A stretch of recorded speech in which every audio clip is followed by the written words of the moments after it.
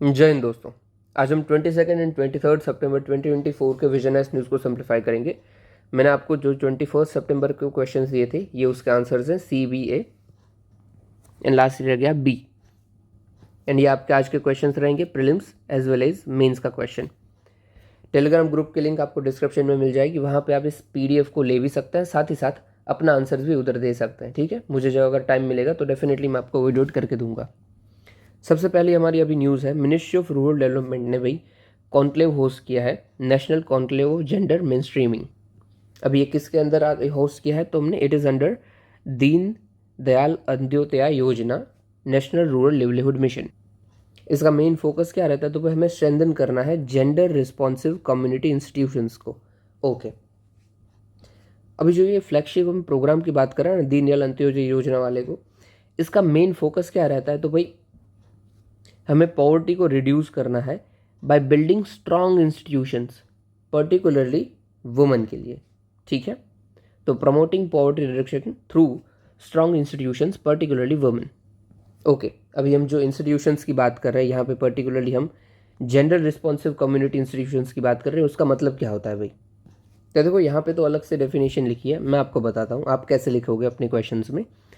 So gender responsive community institutions means institutions that are working for design, implementation and outcomes of gender based policies। ठीक है, यहाँ पे थोड़ा उल्टा सुल्टा है, मैंने आपको तो सही से बता दिया। इसके एग्जांपल्स क्या क्या हो सकते हैं तो भाई सेल्फ हेल्प ग्रुप हो सकते हैं, वो भी जो भी जेंडर बेस्ड हमारे जो प्रोग्राम्स आते हैं स्पेशली फीमेल्स को उसको इन्फ्लुएंस करते हैं। फिर भाई विलेज ऑर्गेनाइजेशंस हो सकते हैं और वुमेन लेड ऑर्गेनाइजेशंस भी हो सकते हैं। ठीक है, अभी जो हम ये जेंडर रिस्पॉन्सिवनेस की बात कर रहे हैं इसका मतलब क्या होता है, इंस्टीट्यूशंस का मतलब तो देख लिया, but what does we mean by gender responsiveness. So it means empowering girl and woman by paying attention to their particular or unique needs and developmental differences, that's it। ठीक है, by empowering girl and woman by paying attention to their unique needs and developmental differences। क्योंकि क्या है कि हमें mains हम जब answer लिखते हैं ना तो हमें इतना बड़ी स्पेस अवेलेबल होती नहीं है, हमें 3 से 4 लाइन में आंसर अपना इंट्रोडक्शन देना है, तो हो सके उतना डेफिनेशन को शॉर्ट करना मैंडेटरी बन जाता है। ठीक है, अभी आप ये 2 लाइन अगर लिखने जाओगे ना तो हमारे पेज में ये कम से कम 4 से 5 लाइन हो जाएगी, तो थोड़ा शॉर्ट करना ज़रूरी पड़ जाता है। ठीक है, चलिए, अब ये जेंडर रिस्पॉन्सिवनेस इंस्टीट्यूशंस अगर हमारे पास है तो उससे क्या क्या फ़ायदा हो सकता है भाई। सबसे पहले तो इनका रोल क्या है, बाद में फ़ायदा देखते हैं। रोल क्या है तो भाई जेंडर सेंसिटिव सोसाइटी बनाते हैं, ये अवेयरनेस फैलाते हैं कि गर्ल के ऊपर और या फिर गर्ल राइट के ऊपर क्या क्या रिस्क है, कैसे हम इफेक्टिव इम्प्लीमेंटेशन कर सकते हैं पॉलिसीज़ का, साथ ही अकाउंटेबिलिटी भी डिमांड करते हैं। फिर इनकी वजह से भाई इंक्लूसिव डेवलपमेंट हो सकता है, वुमेन और गर्ल्स को जो सर्विसेज नहीं मिल रही है वो मिल सकती है। इसका एक एग्जांपल सेल्फ हेल्प ग्रुप ही है। इसकी वजह से बहुत सारी वुमेन को एम्प्लॉयमेंट मिलता है और एक पर्टिकुलर निश्चित इनकम भी मिल जाती है। सेल्फ हेल्प ग्रुप के अंदर क्या करते हैं भाई, जो एक जैसी नीड वाली सारी महिलाएं हैं वो एक साथ आती हैं और अपना रजिस्ट्रेशन करवाती है। इसके थ्रू बैंक इनको लोन दे सकती है एक दूसरे की गारंटी के। समझ लीजिए सेल्फ हेल्प ग्रुप के अंदर 50 महिलाएं हैं, तो इन 50 की गारंटी के ऊपर किसी को भी नीड है तो ये ग्रुप को भाई लोन मिल जाएगा।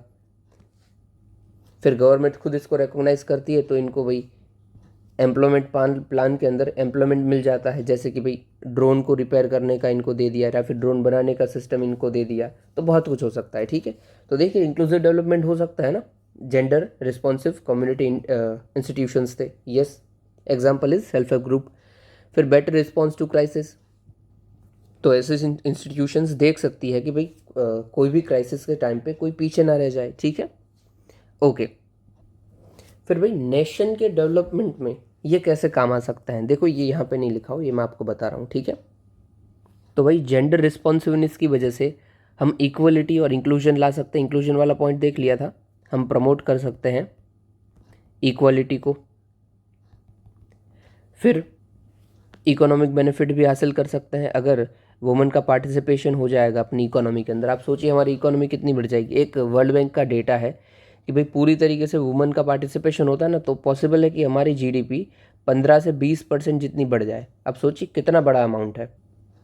फिर भाई हेल्थ के ऊपर भी इम्पैक्ट पड़ेगा, जो जब जल्दी शादी हो जाती है, जब छोटी उम्र होती है, या फिर एजुकेशन पूरी तरीके से प्रोवाइड नहीं होता है, इसकी वजह से प्री मैच्योर प्रेगनेंसी हो जाती है, और कई बार जो वुमेन है, फीमेल है, उनकी डेथ हो जाती है, या फिर जो किड जन्म है उनकी डेथ हो जाती है।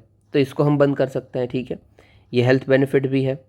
साथ ही साथ हम उनकी हेल्थ को भी इम्प्रूव कर सकते हैं, फीमेल की हेल्थ को इम्प्रूव कर सकते हैं, जो माल न्यूट्रिशन होता है उनके अंदर, उनको भी ठीक सकते हैं। फिर गवर्नेंस और लीडरशिप में हम देखें तो जो हमारा चलता है लीडरशिप के अंदर देखें तो जो पति प्रधान वाला सिस्टम चलता है कि भाई जो सरपंच है वो तो लेडी है, बट जो भी चला रहा है वो उसका हस्बैंड चला रहा है, वो आपने मूवीज़ में भी देखा होगा, उसको हम ख़त्म कर सकते हैं। फिर डेफिनेटली प्रोटेक्शन तो आएगा ही आएगा, ठीक है, कि हम डिस्क्रिमिनेशन ख़त्म कर, ये सोशल में डाल जाएगा, सोशल में जाने तो डिस्क्रिमिनेशन ख़त्म कर सकते हैं, वायलेंस ख़त्म कर सकते हैं, वुमेन के ऊपर जो स्टिग्मा है उनको ख़त्म कर सकते हैं। There are so many benefits of gender responsiveness, ठीक है। ओके, मैंने आपको सारे के सारे चीज़ें बता दी है। अभी आप खुद भी अपने दिमाग से भी सोचिए कि जेंडर रिस्पॉन्सिवनेस आती है तो क्या क्या फ़र्क ला सकते हैं हम अपने देश के अंदर, और क्या क्या फ़ायदा हो सकता है। अभी गवर्नमेंट ने क्या क्या इनिशिएटिव लिए हैं इसके लिए। सबसे पहले नई चेतना पहल बदलाव, it is also under it Deendayal Antyodaya योजना, नेशनल रूरल लिवलीहुड मिशन, इसको सपोर्ट मिलता है यूनिसेफ और गेट फाउंडेशन का। फिर उद्देश्य, इसका फुल फॉर्म है भाई उद्देश्य towards gender responsiveness, urban mobility, then gender budgeting, then Nirbhaya fund. फिर हम एक और लेके आए, मैं यहाँ पे लिख देता हूँ, हमारा मिशन शक्ति है। मिशन शक्ति के अंदर क्या है, दो की सब स्कीम आती है, पहले मुझे लिख देने दीजिए। सब स्कीम आती है, एक आती है संबल एंड एक आती है अपनी सामर्थ्य। अभी सामर्थ्य के अंदर क्या है, जैसा कि नाम है, हम एम्पावरमेंट करते हैं, ठीक है, वुमेन का एम्पावरमेंट। और संबल के अंदर क्या करते हैं, उनको सिक्योरिटी प्रोवाइड करते हैं, जो भी, जैसे कि 1 कॉल सेंटर दे दिया, हेल्पलाइन नंबर दे दिया, फिर बेटी बचाओ बेटी पढ़ाओ वाला, इन शॉर्ट सिक्योरिटी जो भी आएगा वो संबल के अंदर, जो सामर्थ्य वाला सब कुछ आएगा वो एम्पावरमेंट वो इसके अंदर, ठीक है। तो ये सब हम जेंडर रिस्पॉन्सिवनेस के लिए कर रहे हैं। और इतना सा लंबा मैंने क्यों बताया, क्योंकि आपका क्वेश्चन इसी के ऊपर दिया रखा है मैंने, ठीक है। What role the gender responsiveness के play in nation development, an initiative taken for gender responsiveness. अब देखो, इनिशिएटिव में आप सिर्फ इंडिया के नहीं, ग्लोबली भी ले सकते हो अगर आपको पता है तो, ठीक है। चलिए आगे बढ़ते हैं। NGT orders clarification of Nainital town based carrying capacity and environmental sensitivity. अभी देखो, नैनीताल के अंदर डेवलपमेंटल प्रोजेक्ट्स चल रहे थे, और वहाँ पे एक लेक है, नैनी लेक, उसके भाई जो रिचार्ज होता है ना, उसमें काफ़ी दिक्कतें आ रही है, क्योंकि भाई अफेक्ट करेगा ही करेगा। ये इधर बहुत सारे, अगर ये फॉरेस्ट उड़ा दे रहे हैं तो इनको भी अफेक्ट करेगा, तो नैनी लेक, इसीलिए ये कुछ केस चल रहा था। तो भाई एनजीटी का क्या ऑर्डर आता है, तो जो भी आप यहाँ पे प्रोजेक्ट चला रहे हो उसको भाई क्लासिफाई करो कि डेवलप्ड एरिया, प्रोहिबिटेड एरिया और रेगुलेटेड एरिया, उसके जोन्स को क्लासिफाई करो कि यहाँ पे ये चलेगा, यहाँ पे नहीं चलेगा, ठीक है। फिर जो भी लेक आप ख़राब कर रहे हो उसके कैचमेंट एरिया को वापस पे ठीक कीजिए, ठीक है। कैचमेंट एरिया ट्रीटमेंट प्लान बनाइए आप उधर, ओके। और जो कैरिंग कैपेसिटी हम बात कर रहे हैं, ठीक है, यहाँ पे देखो कैरिंग कैपेसिटी लिखा हुआ है, उसके रिलेटेड कुछ अभी बात है।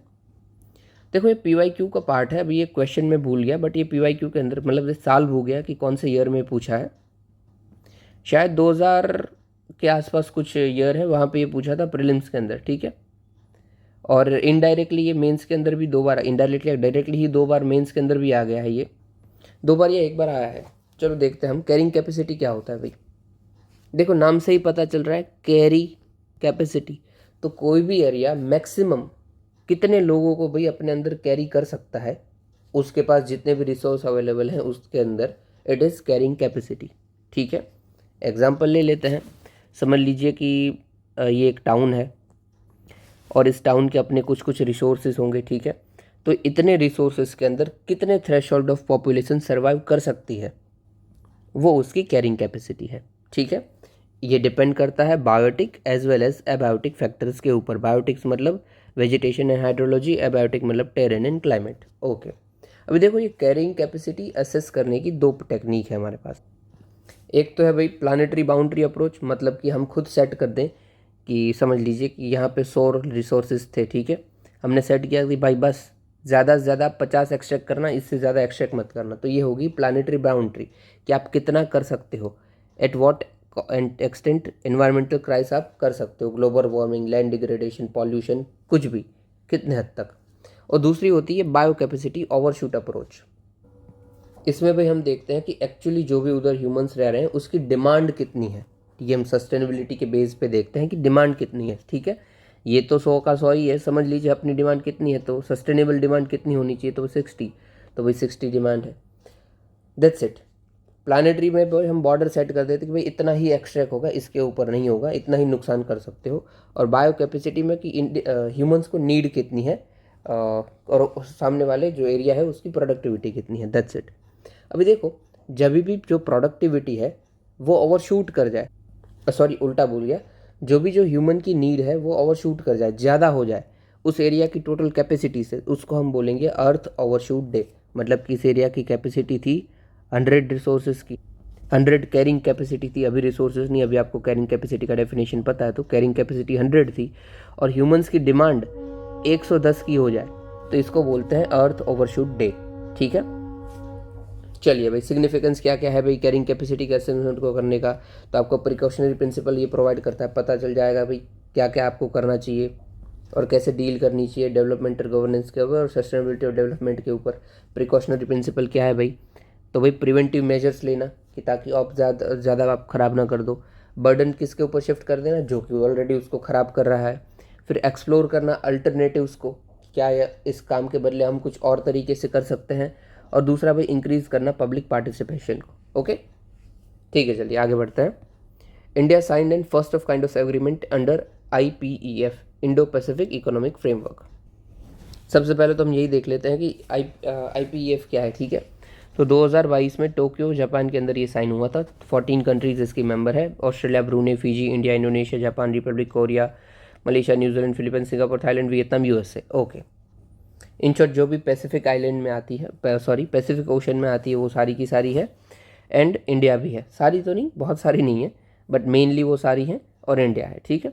ऑब्जेक्टिव क्या है इसका, तो भाई इकोनॉमिक एंगेजमेंट बढ़ानी है, कॉपरेशन बढ़ाना है सारों के बीच में, और इस रीजन के लिए इकोनॉमिक स्टेबिलिटी एंड प्रॉस्पेरिटी हमें लानी है। ओके, देखो मेन तो इसका ना फोकस यही है कि चाइना को काउंटर करना, क्योंकि जो पैसिफिक रीजन है वहाँ पे एक पावर डोमिनेट करती है, वो है चाइना। और अगर USA इन सब के साथ मिलकर अगर ये स्टेबिलिटी, पीस, प्रॉस्पेरिटी की बात करेगा, उसका मतलब क्या है कि वो इनडायरेक्टली चाइना को काउंटर कर रहे हैं। ओके, फिर भी इनिशिएटिव क्या क्या है अंदर लिए हमने IPF के अंदर, भाई अपस्केलिंग इनिशिएटिव है, वुमेन एंड गर्ल्स को हम अपस्केल करेंगे भाई। फिर क्रिटिकल मिनरल डायलॉग करेंगे ताकि जो भी क्रिटिकल मिनरल की सप्लाई है वो ऐसी की सी रहे। फिर टेक काउंसिल बनाई है, कोऑपरेटिव वर्क प्रोग्राम बनाया, एटसेट्रा, ठीक है। अभी देखो ये IPF है ना, इसके अंदर 4 पिलर्स हैं, ये इधर देखना 4 पिलर्स हैं, trade, supply chain resilience, clean economy and fair economy. हमने ट्रेड के अलावा ये तीनों साइन कर रखे हैं। ट्रेड किस लिए साइन नहीं किया है, तो भाई ट्रेड अगर साइन कर लेते ना तो हमारे अंदर इतना ज़्यादा माल डंप होगा ये सब कंट्रीज़ से कि हमारे डोमेस्टिक जो प्रोड्यूसर्स हैं उनका नुकसान होने लगेगा। ये one of the main reason है कि हमने ट्रेड का पिलर साइन नहीं किया है, ठीक है। ओके, अभी जो इनिशिएटिव आया है उसकी बात कर लेते हैं नीचे। और हाँ, उससे पहले ये बता दूँ कि भाई पिलर 1 हमने साइन नहीं किया है, बट हम ऑब्जर्वर ज़रूर हैं, ठीक है। अभी जो इनिशिएटिव है उनकी बात करते हैं। जो हमारा पिलर 3 है, क्लीन इकोनॉमी की बात करता है उसको, कि भाई डेवलपमेंट करना है, डिप्लॉयमेंट करना है आपको क्लीन एनर्जी टेक्नोलॉजीज़ को एक दूसरे के साथ। ओके, आपसे ये सब पता है, ठीक है। इन्वेस्टमेंट एंड कैपेसिटी बिल्डिंग करना है इंडस्ट्रीज़ की, साथ ही साथ MSMEs की स्पेशली आपको फंड की ज़रूरत हो तो कैटलिस्ट फंड प्रोवाइड करना है। ओके, फिर 4th पिलर को देखते हैं, फेयर इकोनॉमी का। वहाँ पे क्या है, तो फिर transparent and predictable trade and investment environment बनाना है ताकि जो भी टैक्स ट्रांसपेरेंसी रहे आपके अंदर, डोमेस्टिक रिसोर्स कितने हैं किसके पास, कैसे यूज़ कर सकते हैं, उसको ठीक से हम करेंगे। फिर करप्शन को भी हटा देना है। ओके, फिर इन्हेंस करना है हमें इंफॉर्मेशन शेयरिंग को, एसेट रिकवरी को, क्रॉस बॉर्डर इन्वेस्टिगेशन को और प्रोसिक्यूशंस को भी। और भाई फिर एक मेन एग्रीमेंट आता है जो सारे के सारे को ओवरऑल करता है, सबको देखता है, ठीक है। और ये भाई मिनिस्ट्रियल लेवल का होता है, इसके अंदर वेरियस इंडिविजुअल IPF एग्रीमेंट्स हैं, जैसे कि ये दोनों। सिग्निफिकेंस क्या क्या है भाई, तो भाई IPF को ये एक भाई आइडेंटिटी प्रोवाइड करता है, लॉन्गेविटी प्रोवाइड करता है, ये एक फॉर्मल मैकेनिज़्म है। और साथ ही साथ इंडिया की भी productive capacity and integration into supply chain इससे होगा, जनरल बात है, ठीक है। मेन आपको याद क्या रखना है, इंडिया फर्स्ट का मेंबर नहीं है, बाकी 3 का मेंबर है। ये साइन किधर हुआ था और इसका मेन फोकस क्या है, ठीक है। कंट्रीज सारी देख लेना इसमें, बाकी ज़रूरत नहीं है, आप इतनी सारी याद नहीं रख पाओगे, बट कौन सी नहीं है वो मेन है, ठीक है। चलिए आगे बढ़ते हैं। क्वाड ने भी रिलीज़ किया है principle for development and deployment of digital public infrastructure, DPI। हमने बहुत बार DPI के बारे में पढ़ा है। जैसे हमारा नॉर्मल इंफ्रास्ट्रक्चर कौन सा होता है, रोड, ब्रिजेस, रेलवेज, ये सब हमारा नॉर्मल इंफ्रास्ट्रक्चर है, ठीक है, फिजिकल। और ये डिजिटल हम बात कर रहे हैं, तो ये क्या होगा कि जो डिजिटली एक दूसरे को कनेक्ट कर रहा हो, economic opportunity and social services provide कर रहा हो, इट इज़ डिजिटल इंफ्रास्ट्रक्चर, ठीक है। तो देख लीजिए definition, digital network that enables countries to safely and efficiently deliver economic opportunities and social services to all the residents, ठीक है। इंडिया का भाई मेन फाउंडेशनल DPI कौन सा है, तो इंडिया स्टैक, इसके अंदर हम जो भी बनाते हैं डिजिटल इंफ्रास्ट्रक्चर वो इसका ही पार्ट होता है, ठीक है। अभी इधर भी देख लीजिए कि ग्लोबल इनिशिएटिव कौन कौन से लिए हैं हमने DPI के लिए। तो भाई G20 की प्रेसिडेंसी के दौरान इंडिया ने ही भाई वन फ्यूचर अलायंस रिलीज़ किया। इधर भी हम बिल्डिंग कैपेसिटी की बात करते हैं for DPI, specially for low and middle countries, middle income countries. फिर भाई ग्लोबल DPI डिपॉजिटरी पोर्टल बनाया है। फिर सोशल इम्पैक्ट फंड बनाया है जो कि भाई एक्सेलरेट करेगा DPI का implementation in global south Nations. ये देखो तीनों का तीनों ना हमारा जा सकता है वॉइस ऑफ साउथ के लिए, कि इंडिया ग्लोबल साउथ के लिए क्या करता है, कैसे अपने आप को एक लीडर की तरह वर्क कर रहा है या फिर पोर्ट्रे कर रहा है, ठीक है। पोर्ट्रे तो नहीं बोलेंगे, वर्क ही बोलेंगे। फिर भाई इंटरनेशनल ऑर्गेनाइजेशंस, वो भी बहुत सारे प्रोग्राम्स लेके आ रही है, जैसे कि world bank, UNDP, bill and Melinda Gates foundation, यहाँ पे सॉरी सिर्फ गेट्स फाउंडेशन है, ओके। फिर भाई कोड्स के प्रिंसिपल क्या है, ऐसे ही भगा देने, खास काम के नहीं है DPI के लिए। तो भाई इंक्लूसिविटी प्रोवाइड करना है, मतलब सबको अंदर ले लेना है। फिर कोलाब्रेशन करना है एक दूसरे के साथ। फिर मॉड्यूलिटी एंड एक्सटेंसिबिलिटी प्रोवाइड करनी है, स्केलेबिलिटी प्रोवाइड करनी है, सस्टेनेबिलिटी एंड अदर प्रिंसिपल्स जैसे कि human rights, sustainable development goal, intellectual property rights, trust building, trust benefit, transparency, security, piracy, ये सब, ठीक है। ये नॉर्मल है, ये सब याद रखने का भी ज़रूरत नहीं है, सिर्फ वर्ड्स दिए हैं। चलिए आगे बढ़ते हैं। मेन हमारा यही था कि इंडिया ने G20 में क्या किया है और DPI का मतलब क्या है और ये नाम, ओके। यूनियन कैबिनेट ने भी अप्रूव किया है continuation of integrated development of wild life habitat. अभी देखो ये वाइल्ड लाइफ हैबिटेट की बात आती है तो सबसे पहले मैं एक्स्ट्रा इन्फॉर्मेशन दे देता हूँ, फिर इस न्यूज़ को कवर करते हैं। वाइल्ड लाइफ हैबिटेट 2 टाइप के होते हैं, ठीक है। वाइल्ड लाइफ हैबिटेट 2 टाइप के होते हैं। एक है भाई क्रिटिकल वाइल्ड लाइफ हैबिटेट जो कि बनता है फॉरेस्ट राइट एक्ट के अंदर 2006, और दूसरा होता है क्रिटिकल टाइगर हैबिटेट, टाइगर है, और ये बनता है हमारा वाइल्ड लाइफ प्रोटेक्शन एक्ट 1972 के अंदर, ठीक है। ये 2 याद रखना है आपको क्योंकि शायद एग्जाम में ये पूछा गया है। क्रिटिकल वाइल्ड लाइफ हैबिटेट आए तो फॉरेस्ट है और टाइगर हैबिटेट आए तो वाइल्ड लाइफ प्रोटेक्शन है, ठीक है। उल्टा सुल्टा है ऐसा समझ लीजिए, ऐसा याद रख लीजिए, कैसे भी रखिए, अप टू यू, ओके। अभी हम देखते हैं अपनी न्यूज़ क्या थी। तो integrated development of wild life habitat, okay. तो भाई ये एक सेंट्रली स्पॉन्सर्ड स्कीम है by ministry of environment forest climate change के द्वारा आई है। मेन फोकस क्या है, तो डेवलपमेंट करना wild life habitat in India, ठीक है। कंपोनेंट क्या है भाई, सपोर्ट करना है हमें प्रोटेक्टेड एरियाज़ को, जैसे कि national park, wild life sanctuary, conservation reserve, community reserves. अभी ये भी कंजर्वेशन रिजर्व और कम्युनिटी रिजर्व का मतलब क्या होता है, तो ये प्रोटेक्टेड एरियाज़ होते हैं जो हम स्पेशली वाइल्ड लाइफ के लिए बनाते हैं, उनको प्रोटेक्ट करने के लिए। मेन डिफरेंस क्या होता है, देखो कम्युनिटी रिजर्व, नाम में कम्युनिटी है ना, तो इसकी जो ऑनरशिप होती है, मतलब ये जो भी एरिया है उसका लैंड है उसकी ऑनरशिप होती है वो कम्युनिटी के पास होती है, ठीक है। अभी कम्युनिटी की ऑनरशिप है तो कुछ हद तक उधर के जो भी रिसोर्सेज हैं वहाँ पे आपको उसका यूज़ करने को कुछ हद तक अलाउ किया जाता है। साथ ही साथ कुछ हद तक आपको हंटिंग भी अलाउ की जाती है, पोचिंग भी अलाउ की जाती है, ओके। तो ये हमने देख लिया कम्युनिटी रिजर्व। अभी कंजर्वेशन रिजर्व क्या होता है, तो ये एरिया भाई गवर्नमेंट का खुद का होता है, ठीक है, गवर्नमेंट एरिया होता है। तो क्या यहाँ पे आप कोई रिसोर्सेज को एक्सट्रैक्ट कर पाओगे, डेफिनेटली नॉट, रिसोर्सेज नहीं। फिर यहाँ पे क्या हंटिंग या फिर ऐसा कुछ भी अलाउ होगा, डेफिनेटली नॉट, क्योंकि ये गवर्नमेंट का एरिया है तो यहाँ पे कुछ भी अलाउ नहीं है, जबकि यहाँ पे अलाउ है दोनों में। तो मेनली क्या है भाई, कंजर्वेशन रिजर्व गवर्नमेंट लैंड है, कम्युनिटी रिजर्व कम्युनिटी का लैंड है, दैट्स इट। मेन काम क्या करता है, प्रोटेक्टेड एरिया प्रोटेक्ट रखता है वाइल्ड लाइफ को। फिर प्रोटेक्शन करना है हमें वाइल्ड लाइफ का आउटसाइड प्रोटेक्टेड एरियाज, फिर रिकवरी प्रोग्राम्स लाने हैं, ये हम IDWH की बात कर रहे हैं। रिकवरी प्रोग्राम भाई अभी के लिए हमारा 22 स्पीशीज़ के लिए स्पीशीज़ रिकवरी प्रोग्राम चल रहा है, ठीक है। इसको हम और डेवलप करेंगे, अगर ज़रूरत पड़ेगी तो और बड़ा करेंगे। फिर इसी स्कीम के अंदर integrated development of wild life habitat, इसके अंदर हमारी सब स्कीम्स भी चलती है, जैसे कि प्रोजेक्ट टाइगर 1973 में हमने लॉन्च किया था। इस अभी के लिए हमारे 55 टाइगर रिजर्व हमने बनाया है। फिर प्रोजेक्ट चीता, वो भी इसी के अंदर चलता है, प्रोजेक्ट टाइगर का पार्ट है। फिर भाई वाइल्ड लाइफ हैबिटाट्स हमने बनाया है, specially project dolphin, project lion, project elephant. Okay, अभी प्रोजेक्ट एलिफेंट की बात करें तो 22 स्टेट्स हैं जहाँ पे हमें एलिफेंट्स देखने को मिलते हैं। ओके, हटाइए। अब ये जो project tiger and project elephant है ना, उसको भी मिक्स कर दिया, जॉइंट कर दिया जाए, जिसका हमने नाम रखा है प्रोजेक्ट टाइगर एंड एलिफेंट, ठीक है। ओके, नॉर्मल बात थी, आपको मैंने आप जो इन्फॉर्मेशन एक्स्ट्रा दी ना, वो ज़्यादा याद रखने की थी। एक तो कंजर्वेशन रिजर्व, दूसरा कम्युनिटी रिजर्व। मुझे पहले ध्यान नहीं गया था, वरना मैं ये PDF में ऑलरेडी ऐड कर ही देता पीछे। ठीक है, चलिए आगे देखते हैं। प्राइम मिनिस्टर ने अटेंड किया 6 क्वाड लीडर समिट, ये सभी हमने क्वाड का देखा भी, ठीक है। कहाँ पे, वेलिंगटन US में, ठीक है। चलिए, इसका मेन फोकस क्या रहा है, जो पहले से ही रहा है, फोर्स फॉर ग्लोबल गुड, कि हम अच्छाई के लिए काम कर रहे हैं, ठीक है। चलो, अच्छाई की ताकत।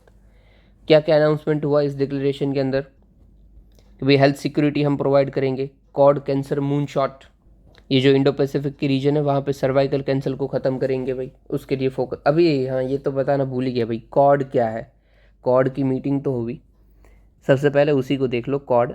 तो ये भाई ऑस्ट्रेलिया, इंडिया, जापान, USA, इन चारों का एक ग्रुप है। यहाँ पे आप देख लीजिए कि भाई यहाँ पे इंडिया आता है, यहाँ पे ऑस्ट्रेलिया आता है, यहाँ पे अपना USA है, और यहाँ पे है जापान, ठीक है। तो ये चारों का, हल्का सा बड़ा कर ले, तो ये चारों का एक ग्रुप है। इनका मेन फोकस क्या है, तो ये जो भी एरिया आता है ना इंडो पैसिफिक का, इस एरिया में हमें प्रॉस्पेरिटी लानी है और स्टेबिलिटी रखनी है, ठीक है। ये चारों के चारों लीडर एनुअल बेसिस पर मिलेंगे, और जो नेक्स्ट समिट है वो हमारा, वो तो इंडिया में ही होने वाला है, ठीक है। ये देखो आप, कॉड का मेन फुल फॉर्म क्या है, तो quadrilateral security dialogue, security provide करना इंडो पैसिफिक के रीजन के अंदर। ऊपर से आप बनता भी देखो, इसका शेप कैसा है, ऐसा कॉर्ड जैसा शेप बनेगा। ये कोई मिलिट्री अलायंस नहीं है कि एक दूसरे के ऊपर अटैक हुआ तो हम आ जाएंगे नाटो की तरह, ऐसा कुछ नहीं है। ये बस पीस एंड सिक्योरिटी रखने की बात करता है, ठीक है। चलो, तो कॉड की मीटिंग हुई थी और उसी में कुछ कुछ डिक्लेरेशन आई है। सबसे पहली health security, Quad cancer moonshot हमने किया, लॉन्च किया, जिसके अंदर भाई सर्वाइकल कैंसर को कम करेंगे इंडो पैसिफिक रीजन के अंदर। फिर क्वालिटी इंफ्रास्ट्रक्चर बनाएंगे, जैसे कि Quad pods of future partnership, एक दूसरे की जगह पे पोर्ट इंफ्रास्ट्रक्चर को डेवलप किया जाएगा। फिर क्रिटिकल इमर्जिंग टेक्नोलॉजीज, जैसे कि सेमीकंडक्टर के ऊपर काम करेंगे। फिर क्लाइमेट एंड क्लीन एनर्जी, जैसे कि high efficiency affordable cooling systems हम बनाएंगे। क्यों दिक्कत क्या होती है कि मेनली जो कूलिंग सिस्टम्स होती है ना, उसी के थ्रू ज़्यादा से ज़्यादा क्लाइमेट चेंज वाली गैसेस निकलती है, ग्लोबल वार्मिंग वाली गैसेस निकलती है, ओजोन को तोड़ने वाली। ओजोन का तो हमने देखा भी था, ठीक है। चलिए आप मुझे बता दीजिए, जो ओजोन होल होता है वो क्या होता है, और ओजोन होल करने वाली जो गैसेस थी मेन, जिसको मॉन्ट्रियल प्रोटोकॉल किगाली एग्रीमेंट के अंदर बैन कर दिया गया था, वो गैसेस का नाम बता दीजिए, ठीक है। चलिए, फिर भाई स्पेस, तो हम स्पेस बेस्ड वेब पोर्टल बनाएंगे और ओपन साइंस को प्रमोट करेंगे। ओपन साइंस क्या होता है, तो science that are open for all. फिर मैरीटाइम सिक्योरिटी के अंदर भाई हम Maitri maritime initiative for training in Indo Pacific launch किए हैं 22 के अंदर। फिर भाई Quad at sea ship observer mission 25 का ये है हमारा, ये भी इंटरऑपरेबिलिटी मिशन है जो कि मैरीटाइम सेफ्टी की बात करता है। डन, कुछ खास नहीं था, जनरल बातें थी, आपको बस याद रखनी है अगर हो पाए तो। अभी देखो, इनडायरेक्टली आपको बहुत काम आ सकती है, जैसे कि कोई सेमीकंडक्टर या फिर क्रिटिकल सप्लाई चेन के ऊपर क्वेश्चन है, तो आप इधर यूज़ कर सकते हो कि इंडिया की भाई पार्टनरशिप है कॉड, और वहाँ पर हम ये सेमीकंडक्टर के लिए मिशन लेके आए हैं। फिर क्लाइमेट के ऊपर भी आप ये क्वेश्चन आए तो कर सकते हो, इवन हेल्थ के ऊपर, क्वालिटी इंफ्रास्ट्रक्चर के ऊपर, हर एक के ऊपर आप इस पॉइंट को यूज़ कर सकते हो इनडायरेक्टली, कि इंडिया के ग्लोबल एफर्ट्स क्या है, ठीक है। चलिए आगे बढ़ते हैं। फिर पहला न्यूज़ है हमारा इंफ्रासाउंड। भाई एक ट्रीटी है कॉम्प्रिहेंसिव टेस्ट बैन ट्रीटी। अब ये कौन से टेस्ट को कॉम्प्रिहेंसिवली बैन कर रही है? तो भाई न्यूक्लियर टेस्ट को। आप पानी के नीचे, ज़मीन के अंदर, आसमान में, स्पेस में कोई भी न्यूक्लियर टेस्ट नहीं कर सकते हो, इसीलिए इसका नाम है कॉम्प्रिहेंसिव बैन। ठीक है, कॉम्प्रिहेंसिव टेस्ट बैन ट्रीटी। अभी ये न्यूक्लियर टेस्ट कर रहे हो या नहीं कर रहे हो, इसको चेक कौन करेगा? तो भाई इसी की ऑर्गेनाइजेशन है CTBT ऑर्गेनाइजेशन, जिसका मेन काम ही यही है कि वेरीफाई करना कि इस ट्रीटी का इम्प्लीमेंटेशन ठीक से हो रहा है या नहीं हो रहा है। That's it. अभी इंडिया क्या इसका मेंबर है? तो नो, इंडिया इसका मेंबर नहीं है। इवन सिर्फ इंडिया ही नहीं, बड़ी बड़ी कंट्रीज नहीं है इसके मेंबर, जैसे कि USA, China, India, Pakistan, north Korea. तो बस यही आपको याद रखना है कि US, चाइना जैसी कंट्रीज, इंडिया इसका पार्ट नहीं है। तो क्या रशिया इसका पार्ट है? तो यस, रशिया इसका पार्ट है। ठीक है। अभी देखो न्यूज़ में क्या था, तो इन्होंने इंफ्रासाउंड करके, भाई इंफ्रासाउंड के लिए बहुत सारे साइंटिस्ट को लगाया है। ये इंफ्रासाउंड क्या करेगा? मॉनिटर करेगा, अगर कहीं पे भी न्यूक्लियर टेस्ट हो रहा होगा ना तो इसको पता चल जाएगा, क्योंकि ये लो फ्रीक्वेंसी साउंड वेव्स को भी कैप्चर कर लाता है। 0.002 और 20 हर्ट्ज जितनी। ये माइक्रो बैरोमीटर्स जैसे काम करता है। ये natural as well as non natural, कहाँ पे भी आप अगर न्यूक्लियर एक्सप्लोजन होता है तो उसको ये पकड़ सकता है। ठीक है, नेचुरल में अर्थक्वेक, वोल्केनिक एक्सप्लोजन, ये सब आता है, और नेचुरल अपना नॉन नेचुरल में केमिकल एक्सप्लोजन, न्यूक्लियर एक्सप्लोजन, वो सब आता है। ठीक है, दैट्स इट। इंफ्रासाउंड कुछ खास न्यूज़ में नहीं था। हमने तो ये देख लिया कि कॉम्प्रिहेंसिव टेस्ट बैन ट्रीटी क्या है, ठीक है, और कौन उसके मेंबर्स हैं। चलिए आगे देखते हैं। FIDE chess olympiad. अभी देखो फीडे जो है ना, वो चेस के लिए गवर्निंग बॉडी है, इंटरनेशनल गवर्निंग बॉडी है, और ये नॉन गवर्नमेंटल इंस्टीट्यूशंस है। ठीक है, इसको भाई रिकॉग्नाइज किया है इंटरनेशनल ओलंपिक कमेटी ने as a global sporting organisation. ठीक है, फीडे। अगर आप चेस खेलते हो तो आपको इसके बारे में डेफिनेटली पता होगा। ओके, अभी देखो इसका हर साल ना ओलंपियाड होता है। इवन इंडिया में भी हुआ था। लास्ट ईयर जो हुआ वो इंडिया में था, चेन्नई के अंदर। आपको पता होगा वो पूल सब अपने चेस वाले डिज़ाइन वाले बना दिए थे। ठीक है, इसके ऊपर क्वेश्चन भी आ गया था इवन UPSC के प्रीलिम्स के अंदर।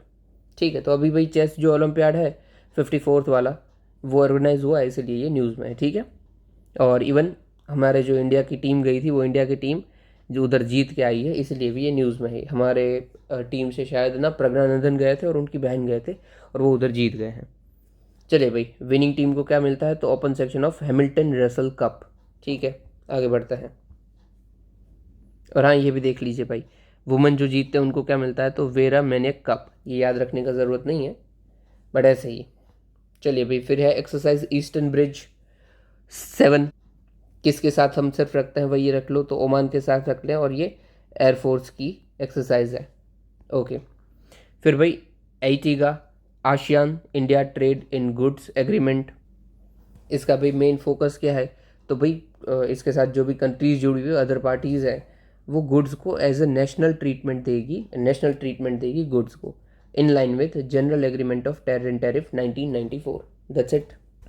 अभी नेशनल ट्रीटमेंट में नहीं समझ रहा है, तो इन शॉर्ट हमें ट्रेड इन कंट्रीज़ के बीच में अच्छा करना है। That's it. ठीक है, अब ये कैसे करेंगे? तो भाई हम tariff and non tariff barrier जो होते हैं उसको भाई कम करेंगे, या फिर पूरी तरीके से हटा देंगे, और ट्रेड फैसिलिटेशन हो वैसी हम कोशिश करेंगे। That's it.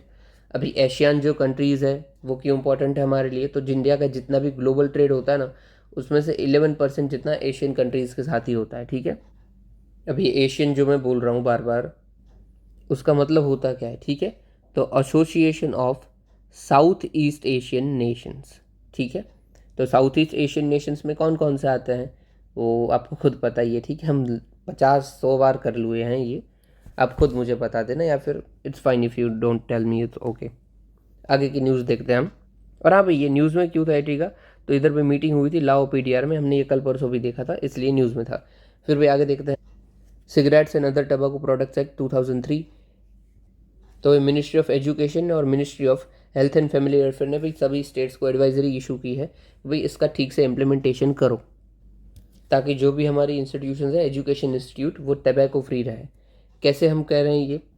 तो ये जो एक्ट है कोटपा 2003, ये प्रोहिबिट करता है एडवर्टाइजमेंट पूरी तरीके से, सॉरी एडवर्टाइजमेंट नहीं, ये सेल को जो बेचते हैं हम उसको पूरी तरीके से बैन करता है। एजुकेशन इंस्टीट्यूशन कोई भी है उसके 100 यार्ड्स के अंदर आप उधर कोई भी टबैको प्रोडक्ट नहीं बेच सकते। बट क्या एक्चुअली ऐसा होता है? बिल्कुल नहीं होता है, ठीक है। कॉलेज स्कूल के बाजू में ही एक छोटी सी टपरी या फिर दुकान होती है जहाँ पे सिगरेट, तंबाकू सब कुछ मिलता होता है। साथ ही साथ ये कोटपा एक्ट सिगरेट्स और तंबाकू के प्रोडक्शन, सप्लाई, डिस्ट्रीब्यूशन उस सब को भी रेगुलेट करता है। अभी देखो दिक्कत क्या है हमारे, तो हमारी जो एज ग्रुप है 13 से 15 उसके स्कूल स्टूडेंट्स हैं, ठीक है, वो भी 9 to 10% जितने टबैको सेवन करते हैं। और ये भी रिपोर्ट बता रही है ग्लोबल यूथ टबैको सर्वे इन 2019। अभी ये तो मैं बोलता हूँ बहुत कम नंबर है, क्योंकि आप खुद सोचिए सर्वे में कितने आए होंगे। अप्रॉक्सीमेटली टबैको यूज़र्स तो स्कूल में आप देखो तो मेरे ख्याल से मोर देन 60-70% होंगे, बट इम्प्लिसिट होते हैं, दिखते आपको नहीं है, छुपी छुपी करते हैं इसलिए। ठीक है, चलिए आगे बढ़ते हैं। इवन मैं तो बोलता हूँ जो व्हीकल्स भी लेते आते हैं ना स्कूल के अंदर, उसको भी बंद करना चाहिए, क्योंकि वैसे हम बोलते हैं कि भाई लाइसेंस बिना की गाड़ी आप नहीं चला सकते, और स्कूल के अंदर आप देखोगे 200-300 गाड़ी पड़ी हुई है। अभी बच्चों के पास कहाँ लाइसेंस है, वो 18 साल के हुए ही नहीं है। Still our government is allowing it. Even school management भी अच्छा कोई कदम उठाए ना तो भी इसको बंद करवा सकते हैं, एक्सीडेंट बहुत सारी मात्रा में रोक सकते हैं, but no one is doing that. Fine, चलिए आगे बढ़ते हैं। Legacy waste. अब देखो लेगेसी वेस्ट की कोई डेफिनेशन तो नहीं है, बट ये कौन सा वेस्ट है, तो बहुत टाइम से जो म्यूनसिपल सॉलिड वेस्ट पड़ा हुआ है उसकी डंप साइट्स के अंदर, उसको हम लेगेसी वेस्ट बोलते हैं, ठीक है, क्योंकि लेगेसी हो गई, ये बहुत टाइम से पड़ा हुआ है, तो इट इज़ लेगेसी वेस्ट। और न्यूज़ में क्यों था भाई, तो जो महुआ है, ministry of housing and urban affairs, उन्होंने बोला कि जितना हमने टारगेट रखा था स्वच्छ भारत मिशन 2.0 के अंदर, उसका सिर्फ 60% जितना ही अभी तक यूटिलाइज हो पाया है। मतलब कि जो भी ज़मीन थी हमारे लेगेसी वेस्ट के अंदर, समझ लीजिए ये 100% ज़मीन थी, और हमारा टारगेट था कि इसको हम पूरी तरीके से हटाएंगे, पर अब तक हमने सिर्फ 16% एरिया ही वापस से क्लेम किया है, बाकी सारा एरिया अभी तक उधर का उधर ही पड़ा हुआ है। अभी देखो दिक्कत क्या होती है, हम क्यों बोलते हैं भाई इसको ठीक करो ठीक करो, होता क्या है कि जो इतना सारा कचरा है ज़मीन के अंदर पड़ा है ना, धीरे धीरे बारिश आती है और ये कचरे का जो भी कार्सिनोजेनिक केमिकल्स होंगे वो सॉइल के अंदर सीप कर जाते हैं, ये सॉइल को कंटामिनेट करते हैं। साथ ही साथ जो यहाँ पे नीचे ग्राउंड वाटर में पानी होगा ये भी कंटामिनेट हो जाएगा। साथ ही साथ ये कचरा होगा, ये और धूप वूप आएगी और पिघलेगा, और इसमें से भी ग्रीन हाउस गैसेस निकलेंगे, तो ये पूरी तरीके से नुकसानदेह होता है। इसलिए हम बोलते हैं कि जितना जल्दी हो उसको डील करो, आप जल्दी से ठीक करो। पर ठीक है, काम कर रहे हैं भाई हमारे ऑफिसर्स, देखते हैं कैसे करते हैं। आगे न्यूज़ है नैनो एंजाइम। तो भाई नैनो एंजाइम से पहले आप ये देख लीजिए कि एंजाइम क्या होते हैं, ठीक है, हमारी बॉडी के अंदर। तो एंजाइम प्रोटीन होते हैं, ये लिविंग ऑर्गेनिज्म नहीं है कोई ही, ये प्रोटीन है, और जो भी हमारी बॉडी के अंदर कोई केमिकल रिएक्शंस होते हैं ना उसमें ही हेल्प करते हैं। तो इन शॉर्ट हमारी बॉडी के अंदर जो भी कामकाज चल रहा है उसको ईजी करने का काम ये एंजाइम्स कर रहे हैं। अब ये देखो ये एंजाइम होते तो वैसे नेचुरल है, बट यस इसको आर्टिफिशियली हम बना सकते हैं, अगर हमें ज़रूरत है तो हमने कुछ एंजाइम बना दिए, उसको यूज़ कर लिया, दैट्स इट। अब वैसे ही भाई साइंटिस्ट ने बनाया है, फाउंड किए हैं नैनो एंजाइम्स। अब ये जो नैनो एंजाइम्स है वो इंश्योर करते हैं कि जो हमारी बॉडी के अंदर कोलेजन होता है ना उसको ये भाई ठीक से रख पाएंगे, और जो हमारी बॉडी के अंदर एंजाइम कम होते जाते हैं उसको ये रोकेंगे, दैट्स इट। हटाइए, कुछ काम का नहीं है, बस ये नैनो एंजाइम देख लीजिए भाई। तो जो एंजाइम है वही का वही है, बट नैनो स्केल पे है, ठीक है, छोटे हैं, दैट्स इट। ये inorganic nano enzymes are typically inorganics, जैसे कि metal oxide, carbon based nano structure, इन सबसे बने हुए होते हैं, ठीक है। एप्लीकेशन बायोमेडिकल में काम आता है, फिर एनवायरमेंटल रेमेडिएशन में भी हमें काम आता है। अभी बायोमेडिकल में भी डायग्नोसिस के लिए, ड्रग डिलीवरी एंजाइम्स काम आ सकते हैं, और रेमेडिएशन में हम कैसे तो वाटर प्योरिफिकेशन के लिए काम आ सकते हैं, एयर प्योरिफिकेशन के लिए काम आते हैं, एसेट्रा, ठीक है। चलिए आगे बढ़ते हैं। अभी हाँ, जो मैंने कोलेजन बताया, अभी कोलेजन क्या है, तो कोलेजन भी हमारी बॉडी का अगेन एक प्रोटीन है जो कि हमारी बोन, स्किन्स, मसल, टेंडन्स हर एक जगह पे हमें मिलता है। ओके, फिर इधर हमारी न्यूज़ है नगर वन स्कीम। तो भाई 2020 में हमने रिलीज़ की थी, हमारे जो भी नगर होते हैं, टाउन होते हैं, उस टाउन्स के अंदर हमें एक छोटे सा एरिया में एक वन जैसा बनाना है, फॉरेस्ट छोटा सा क्रिएट करना है, दैट्स इट, ठीक है। इसीलिए नाम है इसका नगर वन, टाउन फॉरेस्ट। और ये जो बनेगा ये किसके अंदर बनेगा, तो ये कैंपा के अंदर बनेगा। कैंपा मतलब campus compensatory afforestation management and planning authority, और पैसा इसका कहाँ से आएगा, तो डेफिनेटली कैंपा फंड से आएगा, ठीक है। और ये फंड क्या है, तो नेशनल फंड होगा, उधर से आएगा, ठीक है। हमारा टारगेट क्या है, तो 1000 नगर वन डेवलप करना है हमने बाई 2027।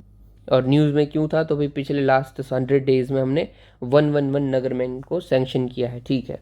और ये प्रोविज़न भाई किसके साथ हम मिलकर करते हैं, तो हमारी मिनिस्ट्री तो है ही है, साथ ही साथ एनजीओ, कोई कम्युनिटीज़, वॉलंटरीज़ है, उन सब के साथ भी करते हैं। और प्रोविज़न क्या है इसके अंदर मेड, तो मेरी लाइफ पोर्टल, यहाँ पे आपको सब कुछ डिटेल मिल जाती है कि कैसे आपको इस नगर वन के अंदर कामकाज करना है, कैसे आप प्लांटेशन करोगे, एसेट्रा एसेट्रा। फ़ायदा क्या होगा, तो खुद सोच लीजिए, अगर फॉरेस्ट बन रहा है टाउन के अंदर तो क्या क्या फ़ायदा हो सकते हैं, ठीक है। चलिए, इवन हमारे यहाँ पे भी ये बना हुआ है। चलिए आगे, श्रीलंका। वही देखो, श्रीलंका की लोकेशन के बारे में बातचीत थी, यहाँ पे इलेक्शन था और रिसेंटली उनके नए प्रेसिडेंट मिल गए हैं, इसके लिए न्यूज़ में था, ठीक है। जनरली देख लेते हैं श्रीलंका क्या है भाई, तो इंडिया के नीचे पड़ता है और ये जो बीच में जगह है ये पाक स्ट्रेट है। इसके आजू बाजू यहाँ पे बे ऑफ बंगाल है, यहाँ पे अरेबियन सी, यहाँ पे इंडियन ओशन, उसके नीचे मालदीव्स आता है, ठीक है। इंपॉर्टेंट फीचर्स देख ले तो भाई लॉन्गेस्ट रिवर इसकी कौन सी है, तो महावेली रिवर है। हाईएस्ट पीक, ठीक है, जो भी हो। बायोडाइवर्सिटी, वेस्टर्न घाट्स का भी एक्सटेंशन है और इसको भाई बायोडाइवर्सिटी हॉटस्पॉट्स में भी शामिल किया जाता है, ठीक है। दूसरा इंपॉर्टेंट एरियाज़ कौन सा है, तो गल्फ ऑफ मन्नार, पाक बे, ये ट्रांसबाउंड यहाँ पे, यहाँ पे गल्फ ऑफ मन्नार, पाक बे, ये ट्रांस बाउंड्री बनाते हैं इंडिया के साथ। पॉपुलेशन, फ्लोरल पॉपुलेशन और सॉरी दुगोंग यहाँ पे पाए जाते हैं, ये एक मरीन स्पीशीज़ है, ठीक है। ये आपने देखा ही होगा बहुत टाइम से क्योंकि न्यूज़ में चल रहा है। इवन मैंने जब से प्रिपरेशन शुरू की तब से मैं दुगोंग को पढ़ रहा हूँ। आपको नहीं पता ना, आप फोटो सर्च कर लेना कि दुगोंग कैसा दिखता है, ठीक है। फिर सी ग्रास मिडोज भी यहाँ पे पाए जाते हैं, ठीक है। कल्चर में हम देखें तो भाई मेजर पॉपुलेशन यहाँ पे जो है वो थेरावाद बुद्धिज़्म को फॉलो करती है, ओके, ये जनरल हो गया। अभी बुद्धिज़्म की बात आई है, श्रीलंका है यहाँ पे, तो हम थोड़ा सा एंशियंट हिस्ट्री को देख लेते हैं। जैसे कि भाई अशोक थे, अशोक ने ही अपनी बेटी और बेटे को भेजा था मेरी महिंद और संघमित्रा को श्रीलंका के अंदर बुद्धिज़्म को प्रचार करवाने के लिए, ठीक है, प्रमोट करने के लिए। अभी देखो यहाँ पे बात क्या चल रही है, थेरावाद बुद्धिज़्म, और अशोक ने भेजा था, तो अशोक भी कौन सा बुद्धिज़्म फॉलो कर रहे होंगे, थेरावाद फॉलो कर रहे होंगे, ठीक है। अभी हम कायदे से ना थेरावाद नहीं बोलते हैं उसकी, वो क्योंकि सब स्कूल है, इसको हम बोलते हैं हीनयान, हीनयान बुद्धिज़्म। बुद्धिज़्म हमारे मेजरली 3 पार्ट में डिवाइड होते हैं, मेजरली तो 2 ही समझिए, तीसरा भी छोड़िए अगर आपको नहीं पता हो तो। बुद्धिज़्म हम लेके तो एक जाता है हीनयान के अंदर और एक जाता है महायान के अंदर। अब ये हीनयान का ही पार्ट आता है थेरावाद, ठीक है। थेरावाद का मतलब क्या होता है, सबसे पहले वही देख लो। थेरावाद को ना दूसरा हम स्थावीरवाद भी बोलते हैं, सॉरी, स्थावीरवाद। अभी देखो मतलब क्या पड़ता है, थेरा ये 2 वर्ड से बना हुआ है, ठीक है, एक थेरा और एक वाद। ये पाली भाषा का शब्द है, पाली। अभी थेरा का मतलब होता है एल्डर्स और वाद का मतलब होता है पैथ को फॉलो करना, ठीक है। तो एल्डर्स के पाथ को फॉलो करना मतलब कि थेरावाद। और अगेन स्थावीरवाद क्या है, तो ये भाई एक संस्कृत वर्ड है, इसका भी सेम ही मतलब होता है कि जो एल्डर्स हैं उनके पाथ को फॉलो करना, दैट्स इट। ये जो भी जो थेरावादी हैं या फिर स्थावीरवादी हैं इनका, या फिर हीनयान वाले स्कूल के हैं, इनका मेन फोकस क्या होता है, कहाँ पे लिख दूँ यार, यहाँ पे लिख देता हूँ, ठीक है, नीचे वाले में। इनका मेन फोकस होता है अरहत बनना। अरहत मतलब कौन, तो ऐसा बंदा जिसको निर्वाण प्राप्त हो गया है, जो इनलाइटनमेंट प्राप्त कर लिया है। और ये कौन सा पाथ को फॉलो करते हैं, तो भाई इंडिविजुअल के पाथ को फॉलो करते हैं कि हम खुद ही भाई इंडिविजुअल अपने तरीके से इनलाइटमेंट प्राप्त कर लेंगे, मेडिटेशन करेंगे और प्राप्त कर लेंगे, दैट्स इट। और ये मोनास्टिक लाइफ जीते हैं, ओके, ये तो है। और कौन कौन सी कंट्रीज़ में भाई ये थेरावाद फॉलो होता है, तो जो भी देखो साउथ ईस्ट एशिया की मेजर कंट्रीज़ है ना, वहाँ पे थेरावाद ही फॉलो होता है। जैसे कि ये श्रीलंका हो गया, फिर भाई कहाँ पे लिखूँ यार, फिर म्यांमार हो गया अपना, लाओस हो गया, वियतनाम हो गया, फिर थाईलैंड, कंबोडिया हो गया, ये सब जगह पे थेरावाद ही फॉलो होता है, ठीक है। थेरावाद समझिए या फिर आप हीनयान समझिए, वो यही फॉलो होता है। हीनयान ना यूजुअली बुरा शब्द माना जाता है, ये महायान वालों ने, ये जो महायान बुद्धिज़्म है, उन लोगों ने बुरा बताने के लिए, जो सामने वाला उनका दूसरा ग्रुप था उनको हीनयान बोला, लेसर व्हीकल।